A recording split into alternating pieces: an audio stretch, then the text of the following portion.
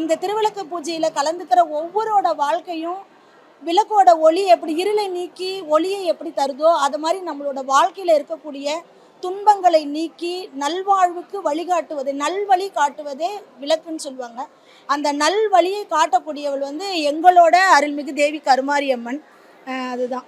ரொம்ப சிறப்பாக சொன்னீங்கம்மா. நீங்கள் சொன்னீங்க சின்ன வயசுலேருந்து நான் வந்து கருமாரியம்மன் கோயிலுக்கு வந்துட்டு இருக்க, திருவேற்காடு கருமாரியம்மன் கோயில். உங்களுக்கு வந்து நிறைய நிகழ்வுகள் வந்து ஏற்பட்டிருக்கும். கண்டிப்பாக இப்போது ஸ்கூல் படிக்கும் போதா இருக்கு, நான் வந்து சிறு வயதுலேயே வந்து தொழிலுக்குள்ளே போயிட்டேன்.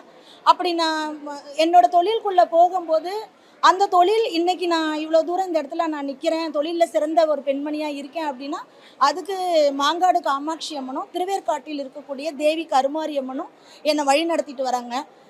எவ்வளோ சந்தர்ப்பத்தில் வந்து நான் சோர்ந்து போய் இருக்கும் போதெல்லாம் அம்மா அப்படின்னா போதும், எனக்கு உடனே அது என்ன சொல்கிறது, அம்மா அப்படின்னா போதும், அவங்க நமக்கு என்ன வேணுமோ அது பண்ணிடுவாங்க.